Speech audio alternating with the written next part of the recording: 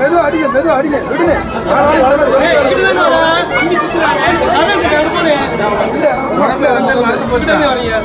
யாருமே ஃப்ரீயா அவரால் திரும்ப உள்ள இறங்க சொல்ல எப்படி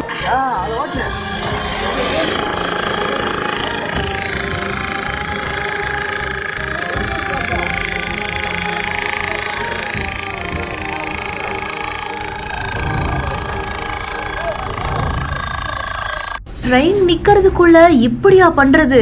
ஒருவேளை ட்ரெயின் மூவ் ஆயிருந்தா என்ன ஆகிறது?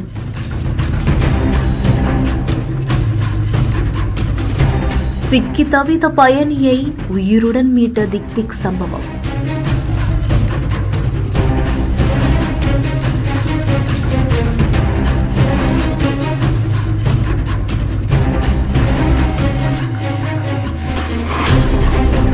தூத்துக்குடி மாவட்டம் கோவில்பட்டி சாலைப்புதூர் ஈபி காலனியை சேர்ந்தவங்க தான் வீரபிரசாத். இவருடைய வயது 28.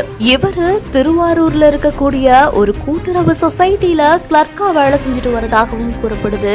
இந்த நிலையில தான் வீரபிரசாத் தன்னுடைய மனைவியான பிருந்தா மற்றும் தன்னுடைய 1.5 வயது ஆண் குழந்தையோட திருவாரூர் போறதுக்காக கோவில்பட்டி ரயில்வே ஸ்டேஷனுக்கு வந்திருக்காராமா. அப்போ சென்னை டு தாம்பரம் போகக்கூடிய ட்ரெயின் மூலமா விருதுநகருக்கு வந்து அங்கிருந்து சென்னை செங்கோட்டை போகக்கூடிய ட்ரெயினுக்கு வீரபிரசாத் போக இருந்ததாகவும் கூறப்படுது.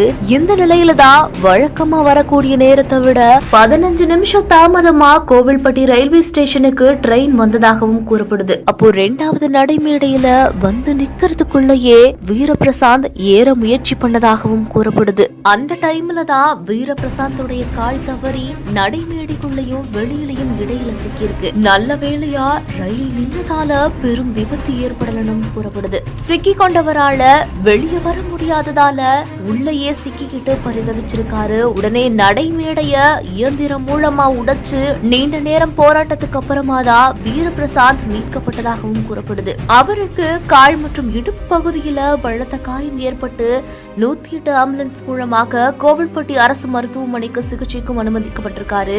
இந்த ஒரு சம்பவத்தால ட்ரெயின் 1 மணி நேரம் தாமதமாகவும் போயிருக்கு. எந்த ஒரு பரபரப்பான சம்பவம் கோவில்பட்டி ரயில்வே நிலையத்துல பெரும் பரபரப்பை ஏற்படுத்தி இருக்கு.